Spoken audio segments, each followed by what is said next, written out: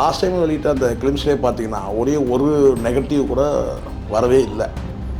அது அதுலேயே தெரிஞ்சிச்சு இது வந்து இந்த படத்தில் சம்பவம் இல்லை, இது படமே சம்பவம் தான் அப்படின்றத. அது பேர் என்ன? சக்திவேல் சார். லெஜெண்ட் வச்சு ஒரு கண்ணோட்டம் இருந்தது இல்லையா, அது கிளிம்ஸில் பார்த்தீங்கன்னா அது நொறுங்கிருச்சு டோட்டலாக. அதனால தான் நான் அப்போயே பார்த்தீங்கன்னா நீங்கள் இந்த கமெண்ட்டில் நீங்கள் படிச்சீங்கனாலும் தெரியும், ஒரு கமெண்ட் கூட பார்த்தீங்கன்னா அண்ணாச்சியை கலாய்க்கணும் முடிவு பண்ணவங்கெல்லாம் சைலண்ட் ஆகிட்டானுங்க. அதான் உண்மை. அதனால தான் இந்த கப்சிப் சொன்னேன், கலாய்த்தவர்கள் கலாய்க்க நினைத்தவர்கள் கப்சிப்.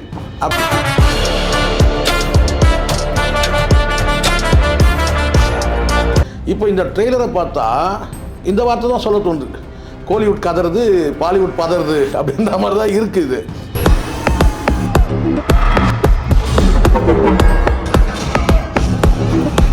மகள் கூட இருக்கிறவங்க சொல்றீங்க அந்த வசனம் நம்மளால இல்லை, அதுதான் நான் சொல்றேன். அதுதான் மொத்தம் என்ன இருக்குன்னா, அப்பா மகள் பாசம் பிரிவுன்றது கன்ஃபார்மாக தெரிஞ்சிச்சு அது இந்த படத்தில்.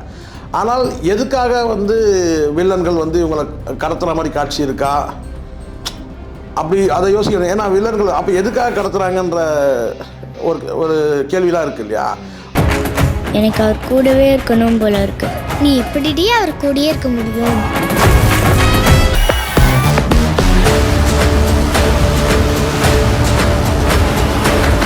அண்ணாச்சி வேறு லெவலில் இறங்கி அடிக்கணுன்ற முடிவு வந்துட்ட பிறகு பார்த்தீங்கன்னா கொஞ்சம் கதறல் இருக்க தான் செய்யும் எல்லா இடத்துலையும். ஏன்னா நம்ம எதிர்பார்த்த அந்த லெஜண்ட் சரவணன் இல்லையே, இது லெஜண்ட் சரவணன் மாதிரி லீடர் சரவணன் ஆகிட்ட மாதிரி தெரியுது. அப்படி தானே பார்க்கப்படுது.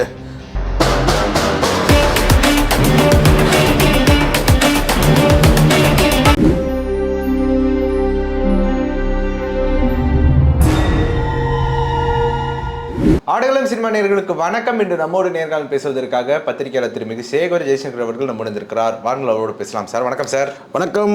வணக்கம். வணக்கம். எப்படி இருக்கீங்க? நலம் சார். நம்ம 2 நாளைக்கு முன்னாடி லீடர் படத்துடைய கிளிம்ஸ் பற்றி நம்ம டிஸ்கஸ் பண்ணோம். இப்போது ட்ரெய்லர் ரிலீஸ் ஆகிருக்கு. இந்த ட்ரெய்லருடைய எடிட்டிங் அண்டு சினிமோட்டோகிராஃபி இதெல்லாம் பார்க்கும்போது பக்காவாக பண்ணியிருக்கிறாங்க. அது மட்டும் இல்லாமல் அண்ணாச்சிக்கிட்ட எதிர்பார்த்தது ஒன்று, ஆனால் என்ன எதிர்பார்த்தீங்க? அதாவது சில பேர் சொல்லுவாங்க, அதாவது அண்ணாச்சியை ட்ரோல் பண்ணக்கூடியவங்க இவர் எப்படியும் ட்ரோல் மெட்டீரியல் ஆவாரா அப்படிங்கிற மாதிரியான ஒரு எதிர்பார்ப்பு சொல்லுது.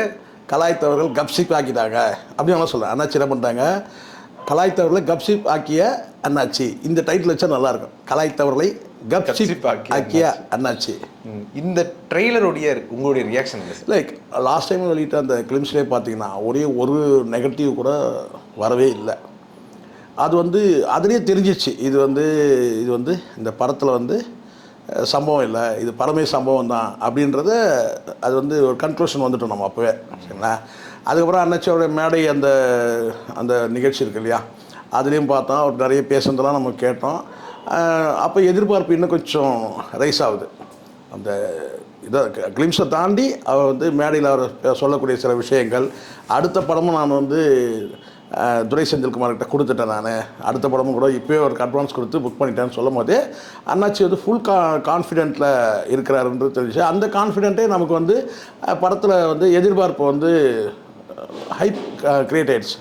ஸோ அப்படி இருக்கும்போது இதில் நம்ம ஏதாவது ஒரு விசேஷமாக ஏதாவது சொல்லப்பட்டிருக்கணும்னு நம்ம எதிர்பார்த்து இருந்த சூழ்நிலையில் போட்டார் பாருங்க ஒரு பாட்டு.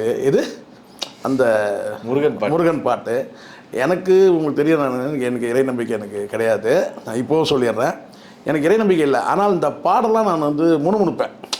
இது மட்டும் கிடையாது, எல்லாரீஸ்வரி பாட்டில் இந்த மார்கழி மாதத்தில் எல்லாரீஸ்வரி பாட்டெலாம் போடுவாங்க தெரியுங்களா, அந்த பாட்டாக இருக்கட்டும், இந்த முருகர் பாட்டாக இருக்கட்டும், இதெல்லாம் நம்ம முணுமுணுப்போம். நம்ம இறை நம்பிக்கை எனக்கு இல்லை, அது சிறு வயதில் நம்ம அப்படி வளர்த்துட்டாங்க. அதுக்கேற்ற நம்ம வாழ்க்கையில் இருந்த சில சம்பவங்கள்லாம் நமக்கு இறை நம்பிக்கை, அப்பா வேணாம்ப்பா, நீங்கள் உங்கள் வேலையை பாருங்கள், நான் என் வேலையை பார்த்துக்கிறேன், எனக்கு நீங்கள் எந்த உதவி செய்ய வேணாம், நானும் உங்களை எந்த தொந்தரவும் கொடுக்க மாட்டேன் அப்படின்ற மாதிரி நம்ம கொஞ்சம் கடவுள்கிட்ட நம்ம தூரமாக தான் இருக்கிறேன் நான்.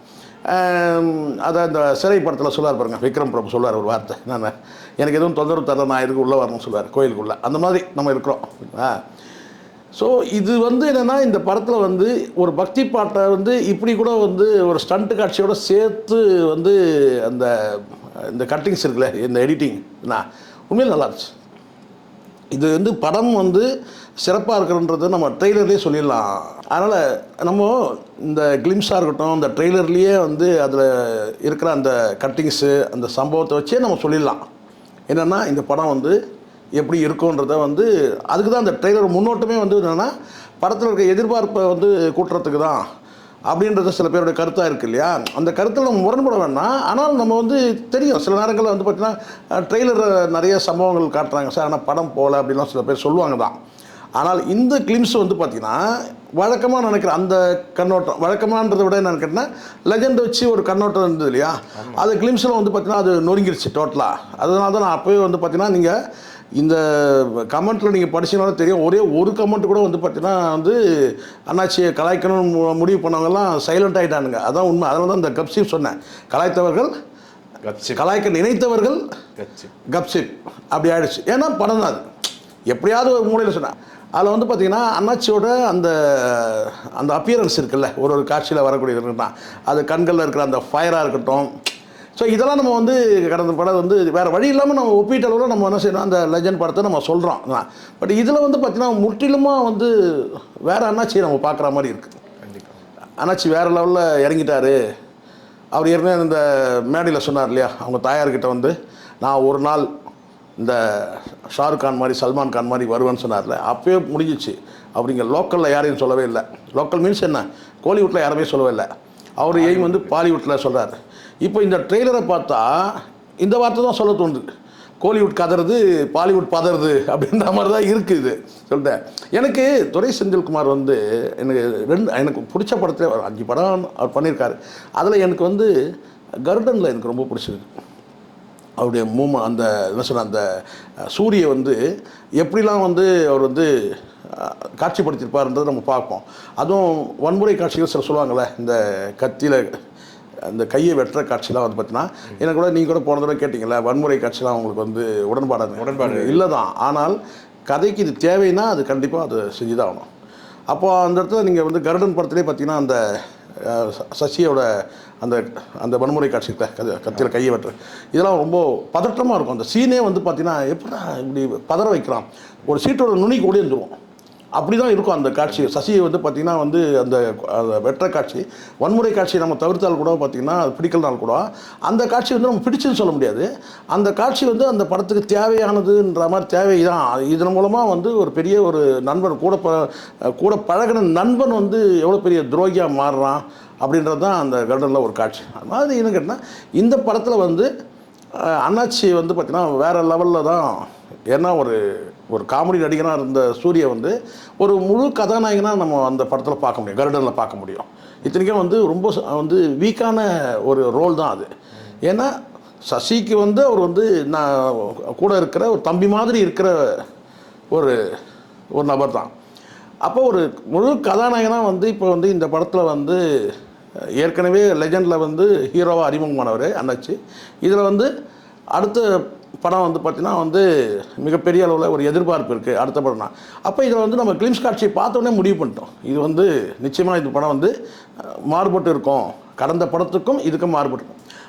அதில் இதுதான் வந்து நம்ம கதையை பார்க்கும்போது அதுவும் குறிப்பாக வந்து குழந்தைகளை வந்து கவரக்கூடிய படமாக இருக்கும்ன்றது. ஏன்னா நான் புரிஞ்சுக்கிட்டது இந்த படத்தில் இருக்கிற அந்த கிளிம்ஸ் காட்சியும் இந்த படத்தை இந்த ட்ரெய்லரையும் பார்த்து நம்ம புரிஞ்சுக்கிட்டது என்னென்னா, இந்த படம் வந்து ஒரு குழந்தையை மையப்படுத்தி அல்லது வந்து இப்படி சொல்லலாம் என்னன்னு கேட்டால் மகள் தந்தை சம்பந்தமான ஒரு சென்டிமெண்ட் காட்சி தான் இருக்குது. ஒரு காட்சியில் கூட அது ஒரு வசனம் வருது இல்லையா, நீ எப்படி அவரோட இருக்க முடியும், உங்கள் அப்பாவோட இருக்க முடியும் அப்படின்னா அப்பா வந்து சிறையில் இருக்கிற மாதிரியான ஒரு காட்சி மாதிரி தெரியுது நமக்கு. ஆரம்பத்தில் ஒரு வசனம் சொல்கிறாரு என்னென்னா வந்து என் மகளுக்காக இருக்கணும்னா, அது ஏற்கனவே அந்த கிளிம்ஸ்லேயும் ஒரு வார்த்தை சொன்னார்ல, ஆமாண்டா எல்லா மகளுக்கும் அப்பா ஹீரோ தான்டான்னு சொல்கிறார் இல்லையா.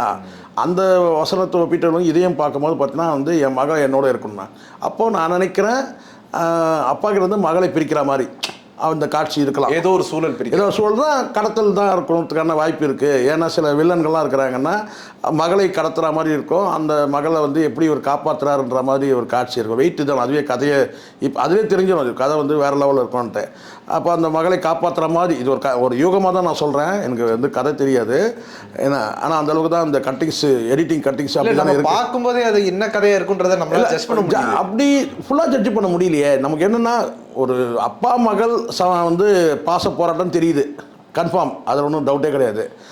ஏன்னா இவர் சொல்லக்கூடிய வசனமும் அந்த மகள் சொல்லக்கூடிய வசனமும் ஒப்பிட்டு பார்க்கும்போது மகள் கூட இருக்கிறவங்க சொல்கிற அந்த வசனமும் நம்மளால இல்லை, அதுதான் நான் சொல்கிறேன். அதுதான் அது மொத்தம் என்ன இருக்குன்னா அப்பா மகள் பாசம் பிரிவுன்றது கன்ஃபார்மாக தெரிஞ்சிச்சு அது வந்து இந்த படத்தில்.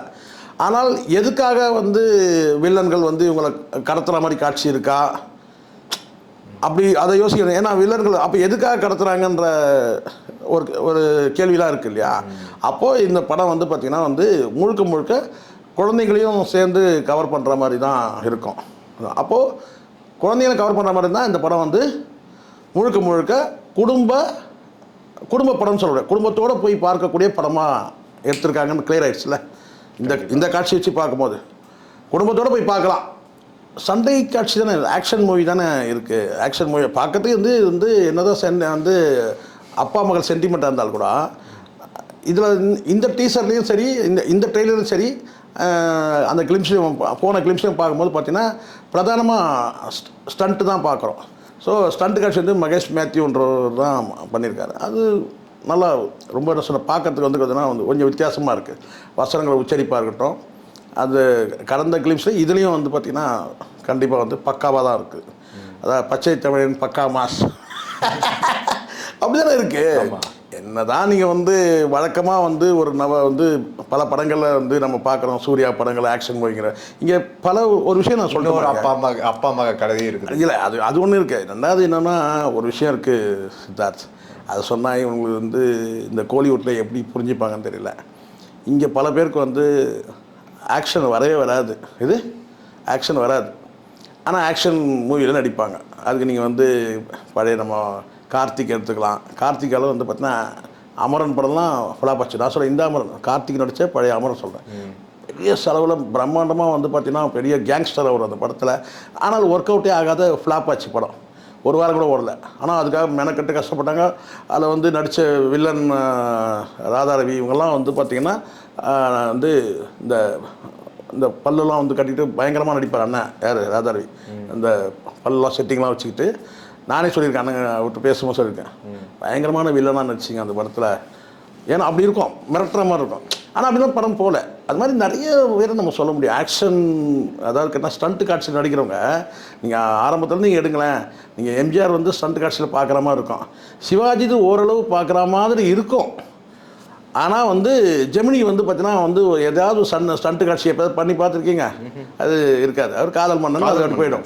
அது மாதிரி ஆக்ஷன் மூவியில் வந்து ஸ்டண்ட்டு காட்சியில் நடிக்கிறத வந்து பார்க்குறதுக்கு வந்து இன்றைக்கி ஸ்டண்ட்லாம் வேறு லெவலில் பண்ணுறாங்க. ஸ்டண்ட் காட்சிலாம் அதை பார்க்கறதுக்கு நமக்கு வந்து பிடிக்கணும்ல. அது கேட்டால் அதை ரசிக்க முடியாக இருக்கணும்ல முதல்ல. இப்போ இதை கிளிம்ஸ்லேயும் பாருங்கள், இதுலேயும் பாருங்களேன். அணைச்சி வேறு லெவலில் புரட்டி அடிப்பார். அப்படி தான் இருக்குது அந்த காட்சியை.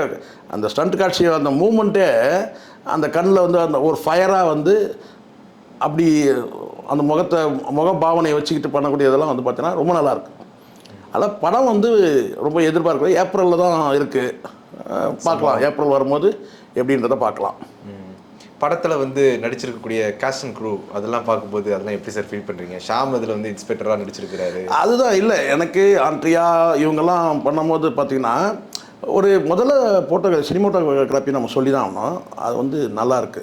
அது லாஸ்ட்டு இந்த கிளிம்ஸ்லேயும் நல்லா இருந்துச்சு. இதுலேயும் வந்து பார்த்திங்கன்னா அந்த காட்சி அமைப்பு வந்து நல்லாயிருக்கு. உண்மையிலே ஒரு ஹாலிவுட் ரேஞ்சுக்கு படம் வந்து பரவலாக இப்போ வரக்கூடிய வந்து எல்லா சினிமோட்டோகிராஃபியும் வந்து பார்த்திங்கன்னா முன்னாடி தான் பெருசாக கூர்ந்து கவனிக்க மாட்டோம். நம்ம பிளாக் அண்ட் ஒயிட் காலத்துலேருந்து பயணிக்கிறோம்ல. இந்த சினிமோட்டோகிராஃபி எவ்வளோ டெவலப் ஆகி வந்திருக்குன்றத பார்க்கணும் நம்ம. அதை வந்து அதுவும் குறிப்பாக அந்த ஸ்டண்ட் காட்சிகள்லாம் வந்து எப்படி வந்து இவங்க ஷூட் பண்ணுறாங்கன்றது சில நேரத்தில் ஆச்சரியமாக இருக்குது. என்ன தான் நீங்கள் க்ரீன் மேட்டு அது இதுன்னு எல்லாம் சொல்லலாம் கூட, பட் படம் பார்க்கும்போது அது எப்படி இருக்குது வேறு லெவலில் இருக்குல்ல. நம்ம வந்து நம்ம நிறைய இந்த ஹாலிவுட் பிக்சர்ஸ்லாம் நம்ம பார்க்குறோம்ல. அது பார்க்கும்போது இப்போ மலையாள படங்கள்லாம் கூட வந்து பார்த்திங்கன்னா வந்து வேறு லெவலில் கொடுக்குறாங்க. சில காட்சிகளை இதுதான் நீங்கள் ட்ரோன் கேமராவில் தான் இதெல்லாம் எடுத்திருப்பாங்க நீங்கள் சொன்னால் கூட அந்த காட்சிப்படுத்துறதுன்னு ஒன்று இருக்குல்ல, அது நிறைய படங்கள் நம்ம பார்க்குறோம். அதாவது சினிமாட்ட இந்த படத்தில் நான் நினைக்கிறது கேட்டிங்கன்னா ஃபஸ்ட்டு வந்து இந்த காட்சிப்படுத்தும் போது ஸ்டண்ட்டு தான். ஏன்னா 2 கிளிம்ஸு ட்ரெய்லர் ரெண்டுத்தையும் பார்த்திங்கன்னா அந்த சீனில் வந்து பார்த்திங்கன்னா வந்து ஒரு ஆக்ஷன் மூவின்றது கன்ஃபார்ம் ஆகுது. அந்த ஸ்டண்ட்டு நம்ம பார்க்குறோம். ஸ்டண்ட்டுக்கு பிறகு அது அந்த ஸ்டண்ட் காட்சிக்கு பிறகு அடுத்து இருக்குன்னா ஜிப்ரான் மியூசிக். அந்த மியூசிக் அப்படியே சினிமோட்டோகிராஃபி அட்டகாசமாக இருக்குது. அதுக்கப்புறம் வந்து இங்கே இப்படி வந்துடுறோம் நம்ம சினிமோட்டோகிராஃபினா எடிட்டிங்கு அது எல்லாத்தையும் தாண்டி டைரக்ஷனும் இருக்குது.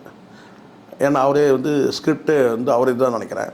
அது வந்து அப்போது வந்து ஏற்கனவே ஒரு 5 படம் டைரக்ட் பண்ணியிருந்தாவோட துரை செந்தில்குமார் இதில் வந்து ஒரு அண்ணாச்சி வச்சு அண்ணாச்சி வேறு லெவலில் காட்டணும்னு முடிவு பண்ணிட்டு தீர்மானம் பண்ணிட்ட போது அண்ணாச்சி வேறு லெவலில் இறங்கி அடிக்கணுன்ற முடிவு வந்துட்ட பிறகு பார்த்திங்கன்னா கொஞ்சம் கதறல் இருக்க தான் செய்யும் எல்லா இடத்துலையும். ஏன்னா நம்ம எதிர்பார்த்த அந்த லெஜண்ட் சரவணன் இல்லையே இது இது லெஜண்ட் சரவணன் மாதிரி லீடர் சரவணன் ஆகிட்ட மாதிரி தெரியுது. அப்படி தானே பார்க்கப்படுது. அந்த லெஜண்ட் சரவணன் எங்கேங்க, அந்த லெஜண்ட் சரவணன் காணுங்க, இது லீடர் சரவணங்க அப்படின்ற மாதிரி தான் அந்த காட்சி அமைப்பு நான் பார்க்குறேன். ஒன்று இது எல்லாம் நீங்கள் இருந்தால் கூட நம்ம வந்து மியூசிக்கை சொல்கிறோம், எடிட்டிங் சொல்கிறோம், வந்து ஸ்டண்ட்டு சொல்கிறோம், சினிமோட்டோகிராஃபி சொல்கிறோம், எல்லாம் சொன்னால் கூட வந்து பார்த்திங்கன்னா அந்த டைலாக்ஸும் வந்து பார்த்திங்கன்னா கிட்டத்தட்ட சென்டிமெண்ட் டைலாக்ஸாக தான் இருக்குது. ஆக்ஷன் ட்ரெய்லரு ஆனால் டைலாக்ஸ் எல்லாம் சென்டிமெண்ட் டைலாக்ஸாக இருக்குது. அதுதான் அங்கே விஷயம். ஆக்ஷன் சீனு சென்டிமெண்ட் டைலாக்ஸு, அப்பா மகள் சென்டிமெண்ட் டைலாக்ஸு, இது ரொம்ப ஷார்ப்பான ஒரு விஷயம் நான் பார்க்குறேன். நான் இந்த ட்ரெய்லரில் நான் பார்க்குறது தான். அது வந்து ஒரு இப்போ அந்த படத்தில் வந்து ஒரு எதிர்பார்ப்பு வருவார். இது எல்லாமே இருந்தால் கூட அண்ணாச்சி சம்பவம் பண்ண போகிறாரு, வழியை விடுங்கடா அப்படின்ற மாதிரி தான் இருக்குது. புதுசாக ஒருத்தர் வராங்க. நம்ம ஏற்கனவே பல முறை பல காட்சிகளை பல ஹீரோக்களை நம்ம பார்த்துருக்குறோம், பல ஆக்ஷன் மூவியெல்லாம் நம்ம பார்த்துருக்குறோம். அதெல்லாம் தொடர்ச்சியாக இது ஏற்கனவே இவர் செஞ்சுருக்காருப்பா இதெல்லாம் அப்படின்றது நம்ம வந்து அது சலிப்பாயிரும் நமக்கு. ஏற்கனவே நடித்த நடிகர்கள் அது தொடர்ச்சியாக வந்து ஒரு ஆக்ஷன் மூவி நடிக்கும்போது கேட்டால் இது ஏற்கனவே எல்லாம் இவர் நிறைய பார்த்துருக்கேன்ல, இதே சீன் அதில் நடிச்சிருக்காருப்பா அப்படி சொல்லிட முடியும். ஆனால் அண்ணாச்சி வந்து இது 2வது படம். அப்படி பார்க்கும்போது பார்த்தீங்கன்னா அது வந்து கொரோனா காலத்தில் அப்படி இப்படி அது போயிடுச்சு. அது வந்து லெஜண்ட். இது வந்து பார்த்திங்கன்னா துரை செந்தில்குமார் இருக்காருன்னா அப்டேட்டில் இருக்கிற ஒரு இயக்குனர். அப்போது இன்றைக்கி இருக்கிற அத்தனை டெக்னீஷியனும் வந்து இறங்கியிருக்கும்போது அண்ணாச்சி வந்து ஒரு என்டர்டெயின்மெண்ட்டுக்கு நடிக்கிறவர் கிடையாது. இது ஒரு என்டர்டெயின்மெண்ட்டுக்கு நடிக்கிறவர் கிடையாது. அவர் என்ன தான் அவருக்கு என்ன காரணங்கள் சொன்னால் கூட இல்லை, அண்ணாச்சி வந்து உள்ளுக்குள்ளே ஏதோ ஒரு என்ன சொல்லுங்கள் ஒரு பெரிய ட்ரீம், ஒரு பெரிய கனவு இருக்கிற வந்து கனவை சுமக்கக்கூடிய ஒரு கதாநாயகனாக தான் நமக்கு தெரிகிறாரு. சரிங்களா? அப்படி தான் நான் பார்க்குறேன். ஏன்னா அடுத்தடுத்த ஏன்னா ஒரு என்டர்டெயின்மெண்ட்டுக்கு நடிக்கிறவங்க வந்து பார்த்திங்கன்னா அப்படி போயிடுவாங்க. இவ்வளோ வந்து இத்தனை டெக்னீஷியனை கொண்டு வந்து துரை செந்தில்குமார் மாதிரி வந்து ஒரு 5 படங்கள் கிட்டத்தட்ட எல்லாமே ஹிட்டுன்னு சொல்ல முடியும். சரிங்களா? அது எதிர்நீச்சலாக இருக்கட்டும், நீங்கள் வந்து காக்கி சட்டையாக இருக்கட்டும், இந்த படங்களை எல்லாமே வரிசைப்படுத்தினா கூட இது 6வது படம் நினைக்கிறேன். அப்போது இந்த படம் கண்டிப்பாக வந்து டெஃபினட்டாக வந்து ஹிட்டு. அண்ணாச்சி வேறு வெர்ஷனுக்கு வந்துட்டார் தான் நீங்கள் தான் சொல்லிங்க 2.0 அந்த லெவலுக்கு வந்து சம்பவம் பண்ண போகிறாருன்றது கன்ஃபார்ம் ஆகிடுச்சு. அதுதான் படம் ஏப்ரலில் வரட்டும், திருப்பி மறுபடியும் இதே இடத்துல உட்காருவோம், அதுக்கப்புறம் பேசுவோம், படத்தை பற்றி பேசுவோம். உங்களுடைய நேரத்தை ஒதுக்கி எங்களோட கருத்தில் பந்தமைக்கு நன்றி சார். நன்றி.